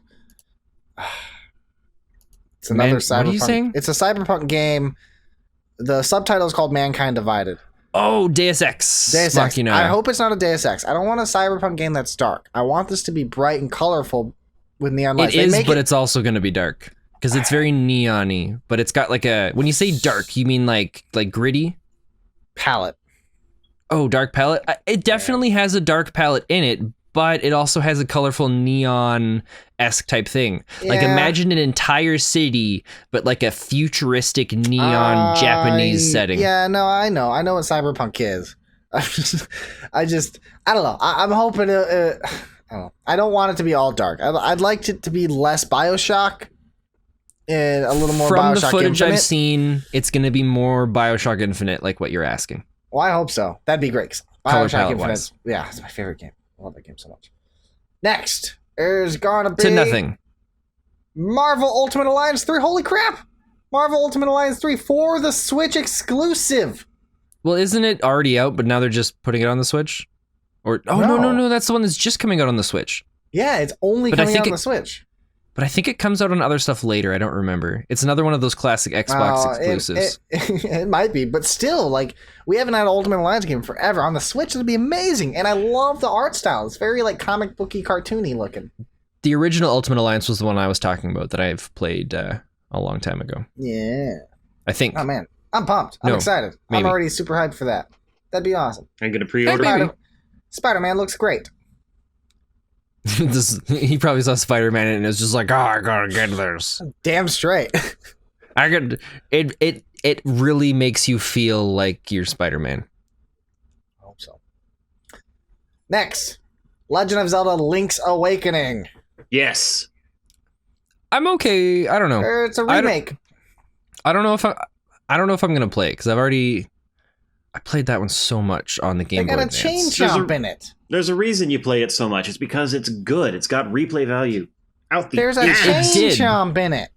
It did, And but with the reimagining, the remaking of it, they always pepper in little secrets. Nintendo's awesome like There's that. a chain chomp in it. it's Yes, not a there's chain a chain jump. but chomp. it's- Then there's Goombas, and there's little things. There's little secrets all What throughout. the fuck? There's a chain chomp in it. I'm But sorry. it Are doesn't- you saying that that's a selling point, or are you repeating it because you're shocked that there's crossover like that? Did you not It's play a the selling point original? for me? No, Oh, I'm not a Nintendo person. Remember? well, Talk about it a lot you and don't have to be a frequently. Nintendo person to enjoy the Zelda games. You That's fair. do if you don't own a Nintendo thing. Yeah, my first Nintendo was a 64, and then I played like 5 games on it, and then I had a GameCube, which was amazing, and then a Wii, and then I stopped Nintendo because the Wii was meh, and then the Wii was terrible. And I really liked both. The I'm Wii back and the on Wii the U. Switch though. I really like the Wii U. The Wii U is a fantastic console. But it looks I'm not interesting. saying that sarcastically, Although I kind of either. wish they would do 4 Swords. I would like a 4 Swords. remake. Four Swords was That would be so good. awesome. I love 4 Swords. I got it on the Game Boy, and then I also got it on my GameCube. It was so good. So much fun. But Toll, you're making me rethink the game. Maybe I don't know. I don't want to buy it because I want to play it. Yeah. Next is Pokemon Sword and Shield. I'm getting more and more excited for that the more I hear about The it. first Pokemon game I've been hyped for since I think Gold and Silver, actually. They've changed so much stuff What's for the so exciting better. about it? Well, It looks I don't like know, it's I mean, open world for one thing. That's really always a It selling very point for well me. could be. Open world It- how? Like Like you're free to Like explore all anywhere, the content? lacking loading screens. oh. Yeah, okay. What's also really neat is they've removed random encounters, so it's So you now see the Pokemon? yes. They did that So in you're- Pokemon Let's Go's. Yeah, And if they're I thought taking that the was Let's an Go awesome thing. mechanic. That's I haven't played cool. Let's Go, so I don't know for sure. But That's they've cool. also somehow there's going to be raids, What the hell's a raid? like a raid in like World of Warcraft. I know, but like, what do they But mean like by a raids for Pokemon raid. Like, A what? bunch of people There have to could get be together to beat raids. down a legendary or severely overpowered Pokemon in order for. Oh, is it like an MMO? I don't know. I hope so. Dude, Well, the that is way the one thing everything- we've been wanting forever. Everything is pointing towards that right The now. way it Nothing works is really is- pointing Ben, towards if this that, is a but- Pokemon MMO, we have to do a machinima. You know that, right? Oh my god, no. The way it works in Pokemon Go is everyone collects at a place where a raid happens and you all beat down on the one thing. And then everyone Oh, gets a that's chance stupid. to capture that Pokemon. A That's- Pokemon Go, Yeah. as we all know, is a severely watered down version of Pokemon. That's That's stupid. definitely not I far from want- the same thing. I want a Pokemon MMO by Nintendo on the I'm- Switch. I think if we don't get it with this next one, then it's going to be the next one after that, because Nintendo always tease a new feature in their Pokemon games. $5 right now. I'm calling it. The next Pokemon games, if they release MMO, they're going to release 3 games. They're going to call it Pokemon M, and O. No. They're going to do it. In every Pokemon game that's come out, they've always teased a feature or like tried out a feature that's end up becoming a major feature in the next game after. And so I think if it's not an MMO in this one, then it's going to at least be in the MMO-esque type genre for the next one after. Especially with all the fan-made MMOs that have been going up and getting flagged. They have to see that there's a demand for this. I played one that was a 3D one like when I was 12. See, like my least favorite thing about Pokemon now is I don't like the 3D aspect, honestly. Like I miss the sprites. Like I want pixel sprites. I don't miss the sprites. Honestly, not the that 3D I didn't like them. You aspect can of make it more dynamic. I just want sprites. I like the 3D. On the handhelds, the 3D look doesn't work very well, but on the Let's Go games, they fully realized it, and it looks a lot better. I actually really enjoy it. It's so good. I hate the mechanics of Let's Go games, but I love the look of it. I might try it. We'll see what the 3 starters look like. We've already seen what the 3 starters of the 3 starters look like. Well, I will Google it, and if it's worth my time, then I might try. Have you guys seen the memes of like all of the new legendaries? Nope, I don't like cutes. I don't like cute Pokemon. Then you then you might like the monkey one. I love cute Pokemon. Emolga is my go-to. I'm not a big fan of the new Pokemon designs. I miss the old gens designs, styles. Zio, they can't just redo all of the old style designs because then they're not adding any new Pokemon. Well, what? Sure they can. I mean, the artistic design is very different from old gen and new gen. Okay, you've got a leaf monkey with a stick in its head, you got a fire bunny, and you got a weird tadpole thing with a feather on top. It might be the fire bunny. Have we seen the evolutions for them yet? I think we've seen the second evolution. I don't think we've seen the third one. I don't remember. Anyways, next game, Luigi's Mansion 3. No, you can't just. Oh my god. Okay, maybe we can just. We can just. There are a few evolutions, but I'm not sure if these are real or fan creations. Oh, I don't. Wait, did you see the third one? Yeah, Luigi's Mansion 3. What's the second one? It was on the Wii U. Dark Moon or something? Was it? Your favorite console. You didn't play it? What? No, I never. What are you doing, Spen? No, I don't have that. I don't know. That must have been later on in the Wii U's life. You know, I wish, I know Luigi Mansion was fun, and Luigi Mansion 3 seems cool, but I would want another Paper Mario. That'd be fun. I thought there was something to do with Paper Mario. Stay out of Google. That is not a fun place. Toll just got to the rule, whatever it was for Pokemon. That's my guess. Rule 63, is that what it is? So I'm not telling anyone what this is, but this is what I found. Oh no, don't. Oh no. He's going to share it with us, isn't he? I love that. Oh, that's amazing. How can you not tell anybody about it? It's the new starters and their bodybuilders. I am going to copy the link for this. These are the starters. Oh my god. Okay, I am These links will be in the description down below. Oh, that's great. I love it. That's great. They're so beautiful. That is the style that they should start moving more towards with Pokemon.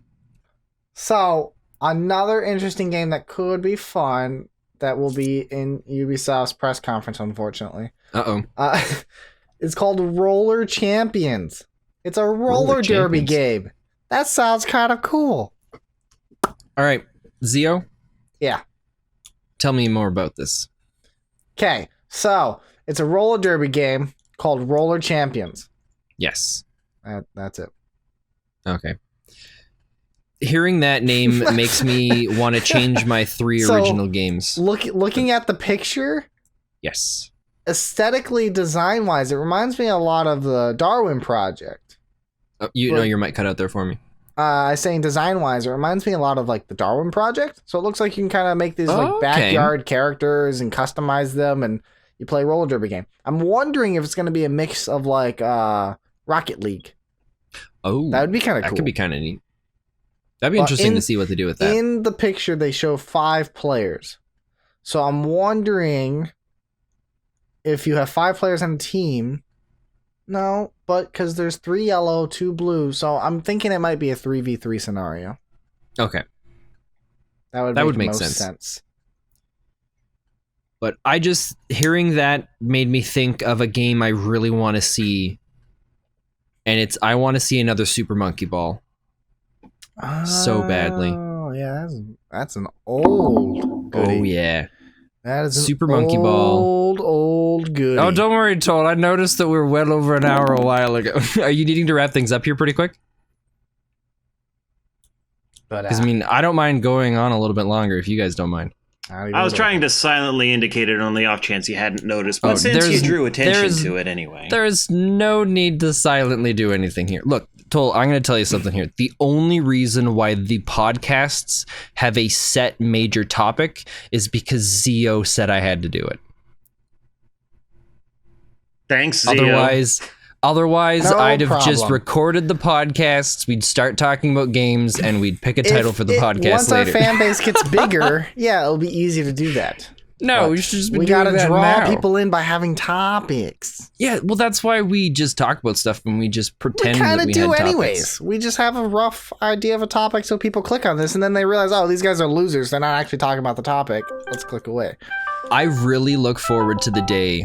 Total where we hush. We're in a podcast. No, that was you guys. Oh. I don't know why, but my really- phone just decided to notify me that you guys had called, and we're already in the dang call. Well, it's a little behind. Yeah. I'm reading about a new Fire Emblem game, Spen. Yeah, that's the Three Kingdom one or whatever it's called, right? 3 houses. Three houses. What's that going to be about? So awesome. I don't know. What now? I'm really like speculating here. But how cool would it be if 3 houses was like Pokemon? So you choose a house, and then your friend can choose a house. And another friend can choose and then you can you get to run around and like throw balls at people to catch them and then use them to battle each other. Yeah. I don't know. No. Either way, I love the Fire Emblem games. I I'm can't hyped. think of a Fire Emblem game that's been bad. I agree. That's why I downloaded the one on the phone, the Fire Emblem Heroes. I haven't played it yet, but I'm really looking forward to it. Oh wait, no, I didn't like that one. I you tend didn't to like it? avoid games that have It wasn't the unlockable- same kind of Fire Emblem that you're probably expecting, but that's okay. So there's another steampunk style game coming out called Astral Chain. It's made by the lead designer Sounds familiar. of Nier Automata and has a similar combat style, but it's a police theme. Oh, I haven't seen that one at all, I don't think. Oh man, Looks I still pretty haven't good. played Nier Automata or whatever it's called. I've only played a little bit of it. I played like a little demo, and I loved it so much that I wanted to get the game so bad, but I'm just waiting for it to go on sale so I can get it. Tell you what, I'll start playing it and you can just watch me play it. Okay, I'm down. I love watching people play games. Excellent. Whatever Then, happened to When Y2K? Final Did you Fantasy finish that? 7 comes I out. still have more. No, I've been working on stuff for Geeks to make entertainment, and I even have a hard time getting that stuff out on time. So Yeah, I understand that. And I've been in the same boat, and I just put out my first personal video in several weeks, so I found time. Which I haven't had a chance to watch yet, but I'm Good excited. for you, Toll. You can spend later after the podcast. Right now, we're talking about Nier 3. All right, that might sorry. be at Nier 3. I haven't played What's the first Nier two. 3? Whatever. Let's move on. What's Nier 3? Nier Automata. 3. Third. Oh, game. wait, it's the third game in the series? Yeah. I didn't even know there was a second one. Nier Automata is the second one. What's the first one? Nier something. What did that one come out on? I don't know. Is it like really old? I think so. Toll's shaking his head right now. I'm His just face waiting for the falling. conversation to move. Wow, Toll. Way to All be right, I'm on it. salty. You know, I'm on hey, it. Spen, did you know if you took the O out of Tollis, it spells salt backwards? I know you've said that so many times and I laugh every time. It's so great. Salty Toll. Has a ring So to it. Nier came out. Oh my god, I have that. It's on the PS3. I've never played it. Oh, man. It came out on the Xbox 360 and PlayStation 3. Cool. So I'll have to play that first. And Bethesda apparently is announcing a game called Starfield. They're not announcing it. They're just finally going to give us information on it. Starfield, it's supposed to be this super space game. Is That's it all I like can remember off Garfield the in top of my- space?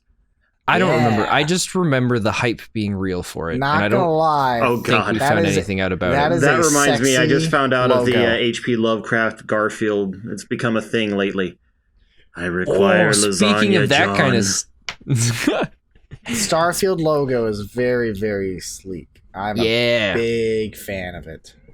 I don't remember Big, if they've big, big released fan. information on it yet. I think last E3 they showed us a teaser for it, and that was it.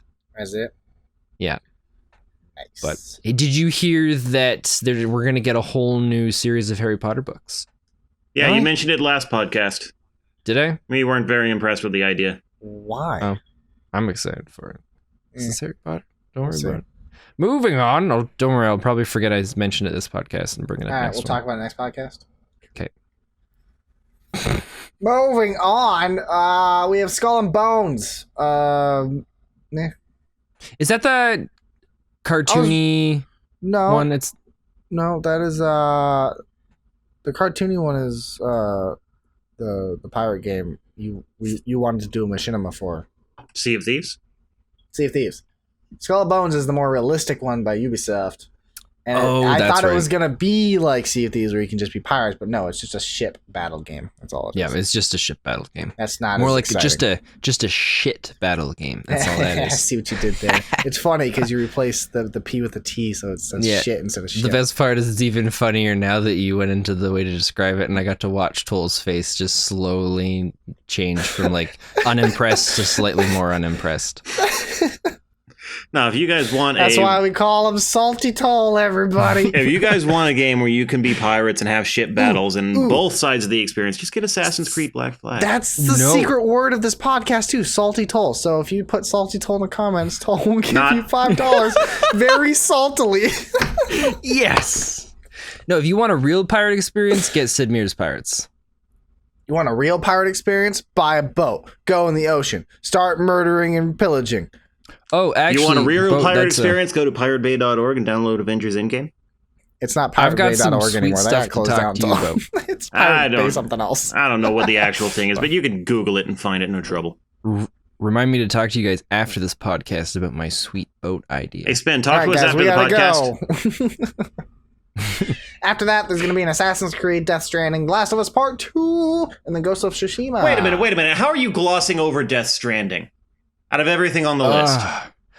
Death Stranding. I have no idea what that game's about me. right now. So, like, Neither does anybody else, but it's Nobody made by knows. Hideo Kojima.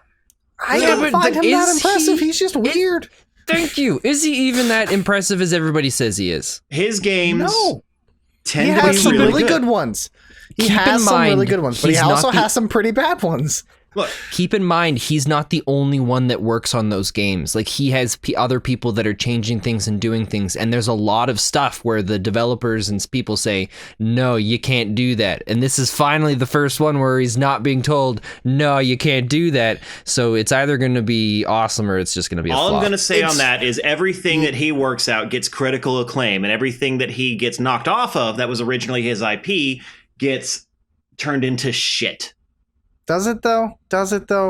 Yeah. Does it though? I can't think of a I don't single know. thing. I I mean, can't think of a Here's single thing another that he one. worked on that Here's didn't get another critical person acclaim. who I think is overhyped. Tetsuya Nomura. That guy gets that? overhyped for everything. He's Kingdom Hearts creator, the art designer for Final Fantasy VII, and he's the director of the new Final Fantasy VII and the director of Final Fantasy VII Advent Children. But like, he gets So super the game hyped, that you're looking but forward to the most is being created by someone you think is overhyped. not because of him. Not because of him though. He's actually one of my least favorite parts about it. I love that the whole original team is on this game. I don't like him as a director. The thing is he doesn't know how to stop. He's the reason Final Fantasy 15 took 9 years. Because he takes forever. He doesn't know how. That's the same thing To that finish a Hideo game. Kojima does as well. Yeah, like that's the problem. You can say, oh, they're geniuses, but they don't know how to finish a game. Final Fantasy 15 only got finished because of the new director, Tabata. Tabata is a phenomenal said director. that he is a genius. I have said that everything he's worked on has gotten critical acclaim. You praise him like he's a genius, Toll. We saw your No, face. he's You never lit praised him up. like he's a genius. Facts. You lit up. You went from, I'm Yes, so ready for this I lit podcast up to be because over, he Salty tends to Toll, produce to like, quality content. Just like when people hear of a new Next to Nothing episode, it's like, oh, hey, that's quality content. I want to go take a look at that. I don't claim it's quality content. I just say thanks, man. But it does tend to get high acclaim. This is the whole point I'm making. You're never mind. I think he's just overhyped. I'm not arguing against that. I don't think Death Stranding is going to be great. I'm bet not arguing against that. Real $5 bet, Toll. I think Death Stranding is going to be bad. What I'll go against the grain here. Is Hideo Kojima I won't take that said, bet because it's an opinion. What frightens me is he said it's going to be a new genre. Yeah, he said he has invented a new genre, and every time we've heard that before, it hasn't happened. And it's just, I don't know. He might be I agree that he's a visionary, that he has made masterpiece designs, and he has a hell of an imagination. See, now you're giving him higher praise than I ever did. But people like that need to be reined in. Those people should not be top dog controller, because Death Stranding, who knows if it's gonna? Oh, it's gonna be released in November, right?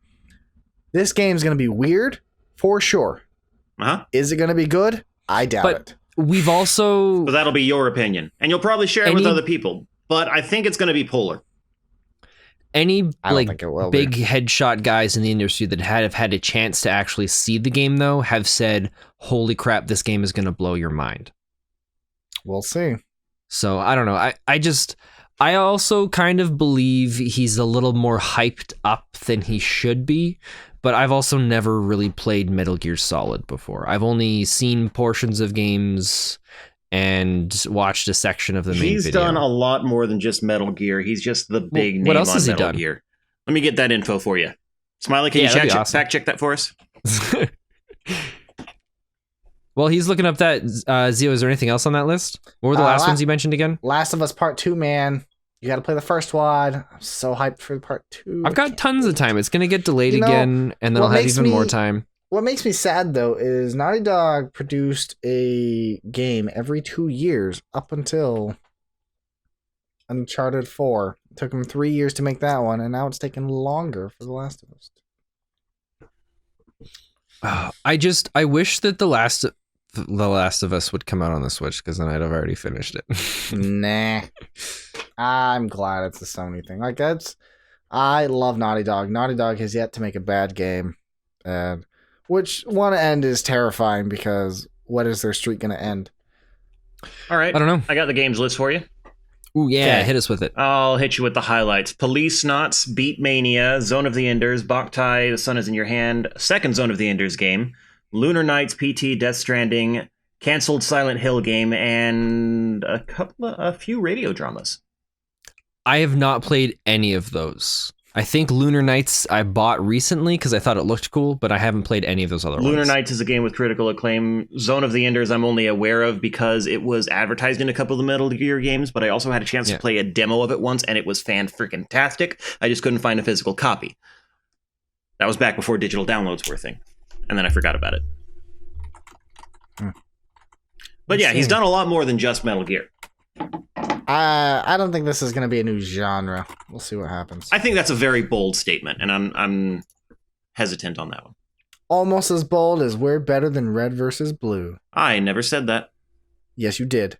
Last podcast. Smiley, can you fact check that for us? Yes, Smiley, fact check it, and then Toll will give you $5. If you can find a specific timestamp where I said those exact words. Ho, ho, ho, ho. Ho, ho, ho, ho, ho, ho. Get on it, Smiley. Get on it. That's it. That was the end of the list. I'm done now. And our podcast is super long. Yeah, it's almost an hour and 40 minutes. But that's okay. I really enjoyed it. And our host hasn't said anything about it yet, so I think we're good. What do you mean said anything about what? You haven't said anything about how long it is, so I guess that means that you're okay with it going long. I don't care. In all honesty, I look forward to the podcast where we create a title and we give the intro and then we don't talk anything about that. Yeah. You mean like how we didn't talk about E3 until almost the hour mark? No, we didn't talk. No, E3. 40 minutes. It was like half an hour, 40 minutes when we started talking about it. But I look forward to we're going to be like, welcome to the podcast where this is our topic. And then we just get off topic and we never come back to it. And then I'm still going to throw it down as the planned topic title. Man, next week's going to be so much fun, though. After E3, then we can talk about the exciting things that came out for E3, and then we can talk about the bad things that happened at E3 because that's just as fun.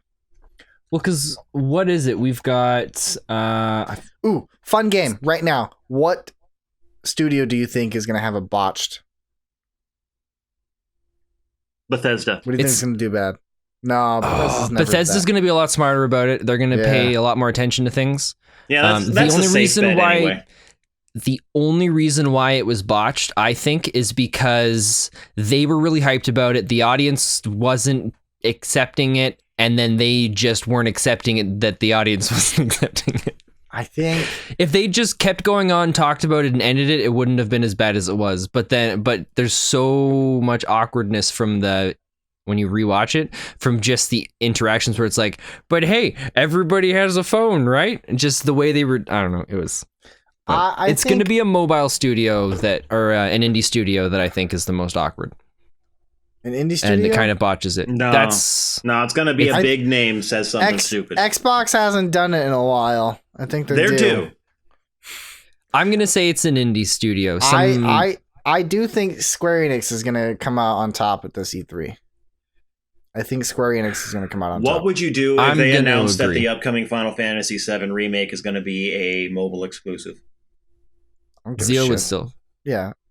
My love for Final Fantasy transcends my hatred for anything. Yeah. There's the reason I have the clock behind me and my original discs hanging on my wall. All right, well, we're gonna see. I'm saying it's gonna be an indie studio that's gonna have the botch. Zio, what are you saying? Microsoft. I think it's gonna be Xbox. It's definitely gonna be a bigger name. I can't say who, but it's gonna be a bigger name. You got to say somebody though, so we can. I'm saying it's gonna be a bigger name studio. You can't just say bigger name studio. Well, you said small studio. You said indie. That's you didn't true. pick Give one. us an indie studio. No, it's gonna be. It's gonna if be. You a don't have to indie pick studio one. I don't have to pick one. How about it's a no-name indie studio we haven't heard about before? Nah, I don't think they'll botch it. Too broad. No, they're gonna botch it. Well, narrow it down, Spen. Pick a studio that isn't. How can I narrow it down indie. to a studio that we haven't heard of before? Pick an indie studio, or just pick any studio. Can I just say Ubisoft? Sure. Ubisoft is definitely going to fuck things up. That's a safe bet, though. That is a safe bet. They always do.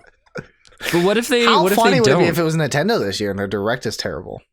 I don't think it's going to be. They've been doing such many good things with the Switch. I think this is going to be an amazing year. Their for them. last Direct was bad compared to all of their other ones, so it can't be any worse than their last one. Now, here's a long odds bet. What if EA presents something that is something that everybody likes? It might be the Star Wars game. EA is also working on their own RPG that is supposed to have the cartoon aesthetic, kind of like Borderlands. Interesting. I really like that kind of style. Yeah. Oh, I'm sorry. No, all that info is completely wrong. Oh Ubisoft is supposed to be launching an RPG with the cartoon aesthetic of Legend of Zelda. Well, I have now lost all hope. Breath of the Wild. I was cautiously optimistic until you connected it to Ubisoft. That's okay, maybe. I think it's going to be Xbox this year because they're going to be like, I don't know, they're going to do something. I think they're going to do something stupid. I don't know. I think... Have we heard anything... Smarter, but they're due for a bad mistake because they do it like every few years. Yeah. Well, it's I don't know. I hate it every time I see Phil Spencer walk up onto the stage and do stuff. And you can tell I'm not making fun of him and I'm not making fun of his lisp, but you can tell how much time and effort he goes through to remove his lisp, and in order to do that, it slows down everything he says by about 30%. Yeah, just be yourself, man. Just be yourself. Nobody cares. There's nothing wrong with having a lisp. Mike Tyson embraces it. Yeah, but Mike Tyson's different, though. Mike Tyson will also beat your ass if you make fun of him. He's also taken a few too many hits to the head to be able to care about anything. He's a little punch drunk. But that ends our podcast for the night. Yes. I never do this at the beginning of the podcast because I always forget about it. But if you see... in the back of the YouTubes right now, you'll see, oh, look at that beautiful screenshot. Thank you, Toll, for saying it to us. If you've got a sweet screenshot from any game, anything, you can take a picture of your dog if you'd like, and we will make that the background of our next podcast. And a shout out to you. So seriously, no one sent one yet? No, nobody sent one yet. Honestly, nobody listens this far. Wait, I think I gave you a backlog. I don't think I've ever told people how to send it, have I? No. Just send it to me on Discord. Join our Discord channel. Join the Discord. It's like earlier. Hey, we've got this contest and you can win. Hey, you guys won. Sweet. How do we get this stuff? Oh shit. I handled that pretty well. Yeah, eventually. Good job. Took a little while. I'd be lying if I said I know exactly what I'm doing for the outro here, but I've forgotten everything. So bye. Good night, everybody. Hold on. No, we can't do that yet. We've still got That's okay. web It's a soundbite. series. You can pull it to the end. No, guys, I need you to focus here for a second. Nonsense. Because we've got a sweet web series that we do, which is called Next to Nothing. It's got a little bit more than nothing going on to Next it. to Nothing? Well, there's these 3 dudes and a lady, but not actually a lady because she's a robot, but not actually a robot because she's an AI, but still kind of a robot. So there's these 4 people that travel around this planet trying to get off of it, and there's cactuses and a desert. And next to nothing happens. Oh, Zio, I totally called it. I totally called it. Totally called it. Yeah, no, I heard it the first time. Yeah, no, I just had to make sure. Did you see the comment on the YouTube video about season 1, desert planet, season 2, a really cold desert planet? It made me laugh so hard. For anyone who saw that thumbnail and thought that it was an ice planet, it's the same setting we've been in. It just got bleached. It's you just can see like the ship. The ship is there. They asked if there was snow. Don't tell them. Don't tell them there's not. I'm saying look at the picture. It was just too funny. The second I saw it, I'm like, Zio, this is what it looks like. And you're like, whatever, it's fine. Then I saw the comment. I was okay with it. The whole thing is I like the interpretation. I like people to guess. Just like the people who saw the crowd of Gek and thought that it was a Ness army. Yeah, that was funny. Maybe it is. Who knows? We haven't revealed anything about season Ness 2 except for its name. Oh, filthy Gek. Oh man. All right. Bye. Bye. Bye. Bye. Bye. Bye. Anyway. Bye. Bye. Bye. Hey, Bye. Bye. Bye. Bye. Bye. What was Gecko? No, what was the mobile company that had a gecko? Geico. Geico. That's what it was. That's not a mobile. Yeah. That's insurance. Oh, is it? And cars are mobile.